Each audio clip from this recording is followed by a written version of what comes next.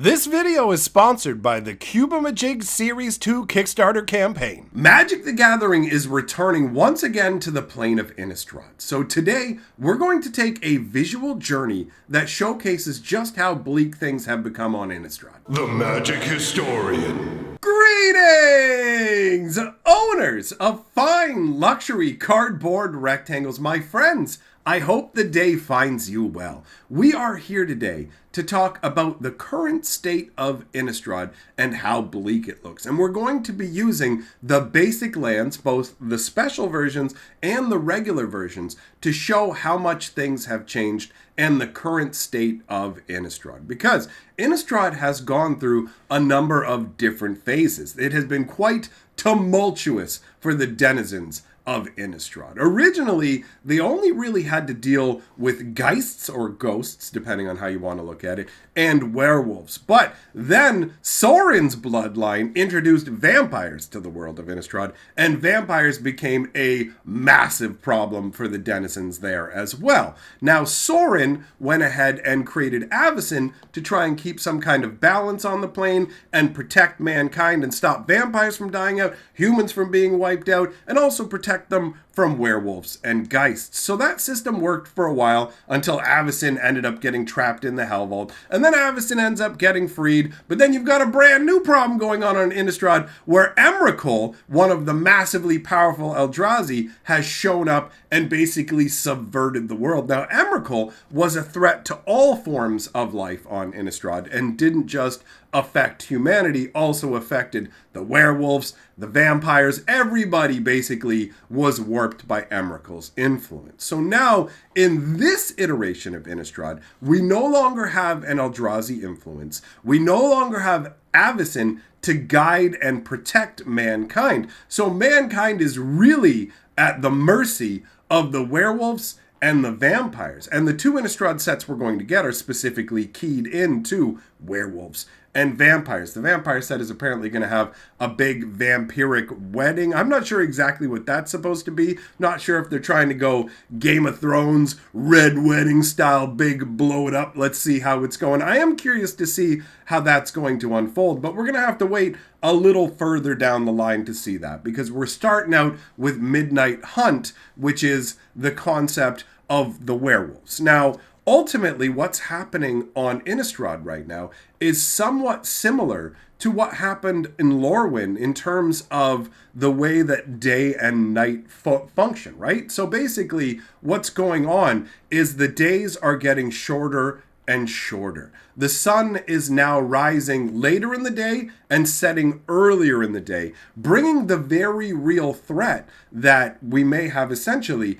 eternal midnight. So that may be what we're moving towards in this Midnight Hunt set. So let's start taking a look at the lands that we have here. And actually, Innistrad really does have a number of overlaps with Lorwyn. Lorwyn had this crazy day and night cycle where it could go for hundreds of years of day or hundreds of years of night, and also included things like a heavy scarecrow theme, which you're really going to see in the Innistrad set. When you take a look at the artwork here for this Plains, you can see that there are a number of pumpkins strewn about in the fields. You've got the leaves have all fallen off the tree in the background, and you've got this scarecrow off to the side. And this does give a kind of lifeless, dark vibe to it. And I also want to note that pumpkins seem to be a very strong theme with Midnight Hunt. I guess they're trying to maybe also give it that sort of Halloween feel. Innistrad always had somewhat of that harvest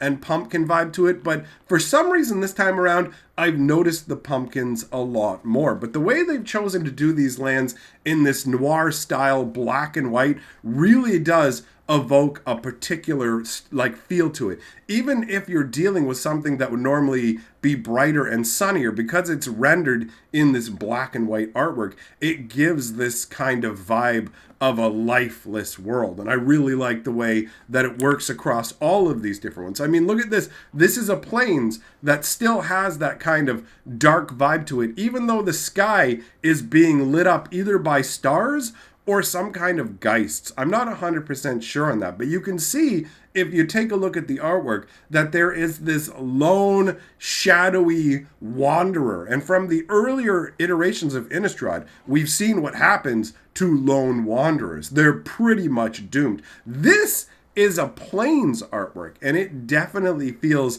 barren and lifeless. You've got the birds wheeling around in the sky, but it actually looks like they've just been scared by something and are all flying off in one direction. And it looks like it might be the direction that the traveler is headed in. I'm not 100% sure which direction they're walking in, but this is very bleak for Plains artwork. Plains tend to not have artwork that is terribly dark most of the time, and this really adds to the sinister feel of Innistrad.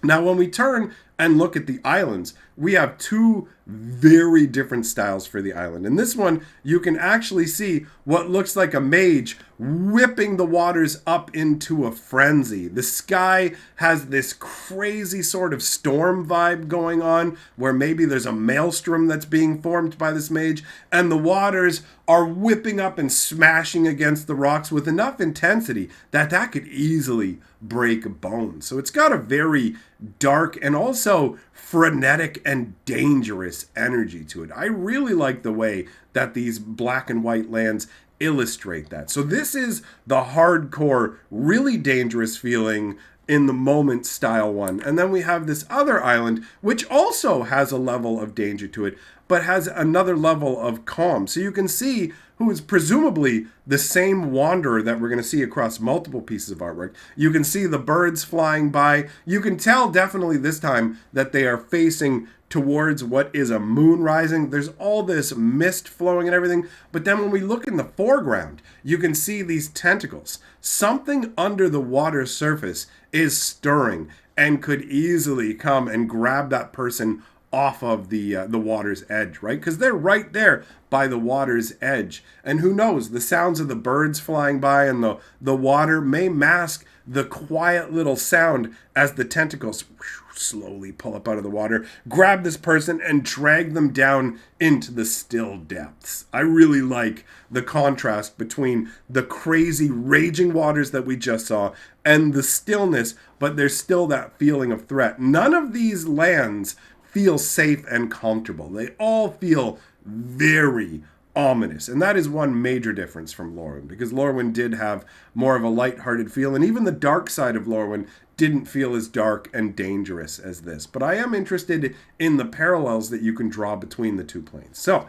let's move on to talking about the swamps. Now, the swamps show specifically how basically the churches of mankind, their beliefs have fallen by the wayside, because they used to have the Church of Avacyn, which was dedicated to basically venerating Avacyn and appreciating the fact that she would protect them from the threats of Innistrad. But with Avacyn gone, we have a more faithless populace. And you can see here in this situation that we have this boggy swamp, and in the midst of it, you can see that little statue, that little almost horseshoe symbol. That is the symbol of the Church of Avacyn. So you can see that the waters here have risen up, and swamplands have taken over an area that at one point was considered under the safe guardianship of Avacyn. So it does have a peaceful kind of vibe to it to a degree, but it's really the peace of the grave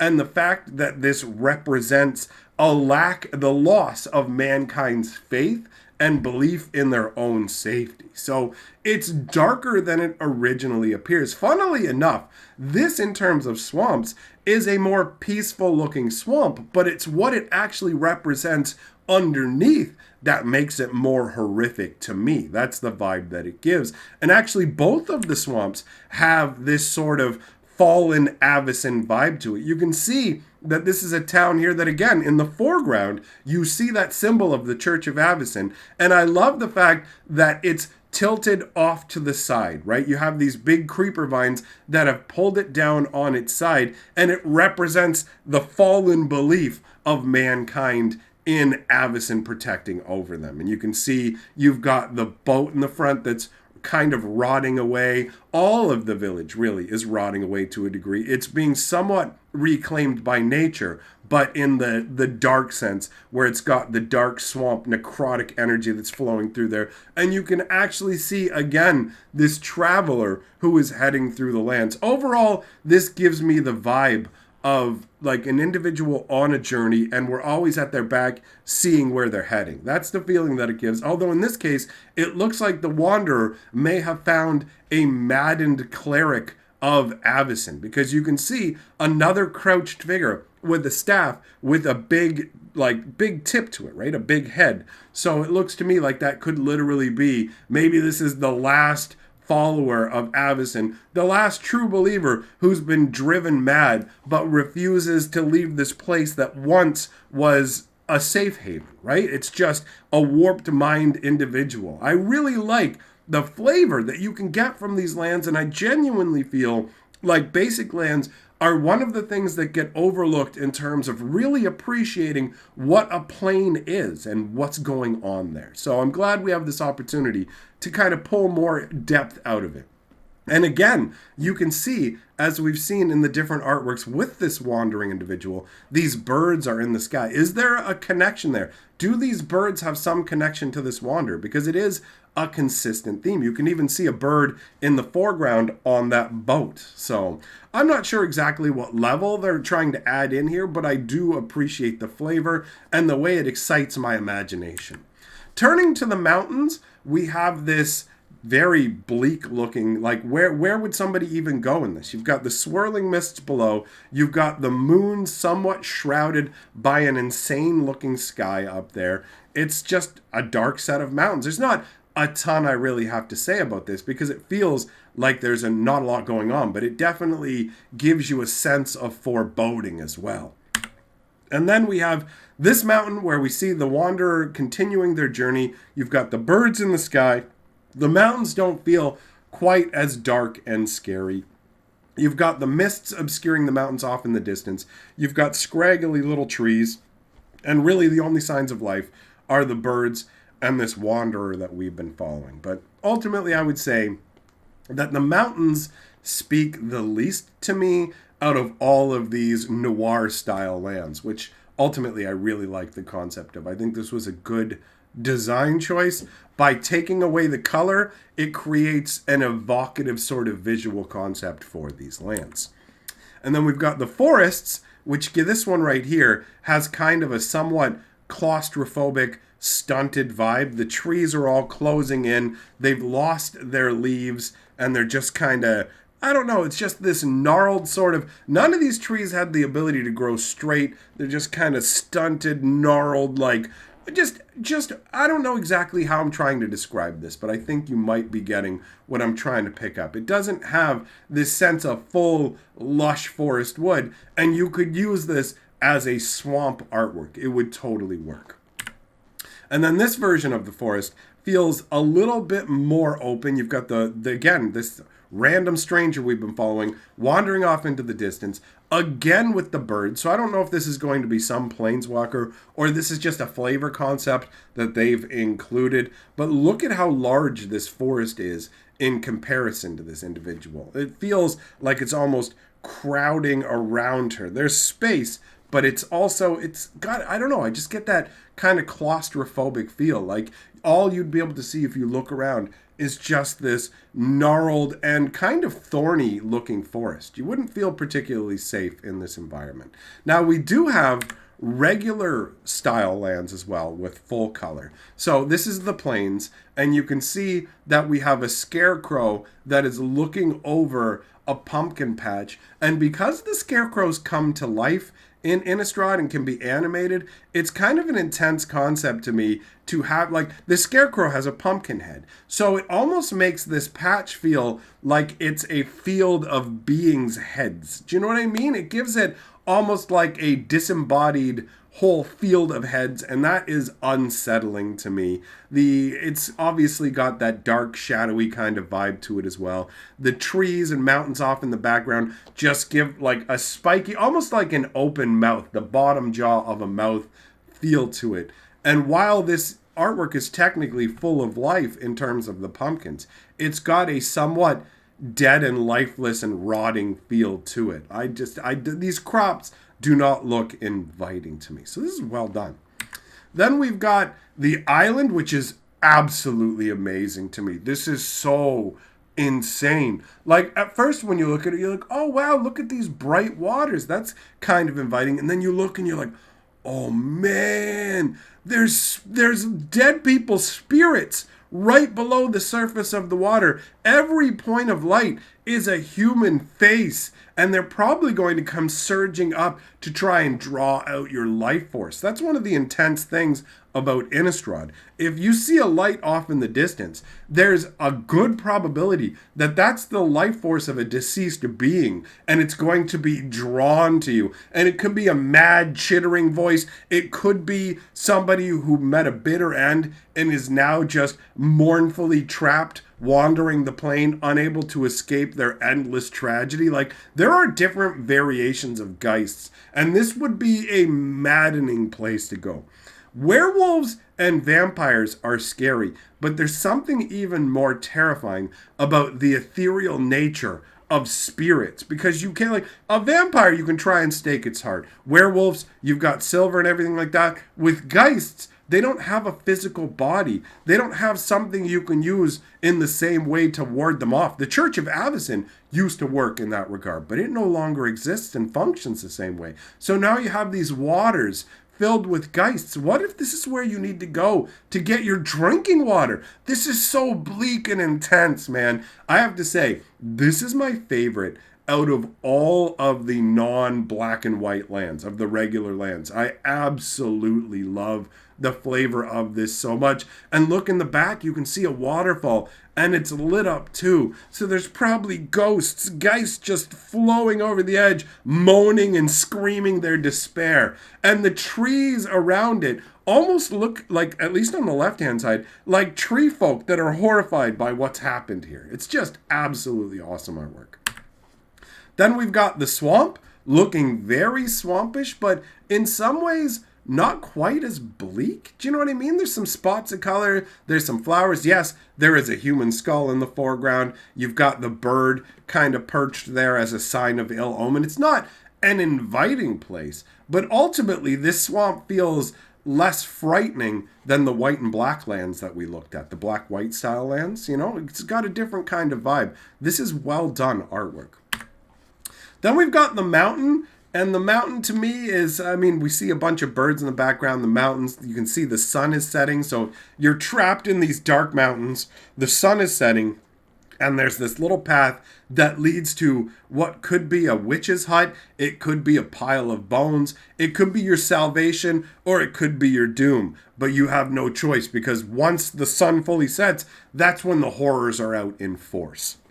And then we have the forest, which is a pretty sickly looking forest. You've got a wolf off in the background there staring at you with its lit up little eyes. You've got a number of skulls that are under this tree, almost like the tree has fed on them. Was at this point, like at any point, was this tree sentient and destroying people and drawing them in to situate their skulls underneath it? Why are there so many skulls just sitting there? And from our vantage point, like, what are we doing in the forest? This is, again, some bleak artwork. Usually forests are a little more idyllic and inviting overall, right? At least for me, that's the vibe that I get from them. So I don't know. Either way, I thought this was a very fun exploration of the bleak nature of Innistrad. And once again, for the final time, I would like to throw it over to my sponsor. So what exactly is a cubomajig?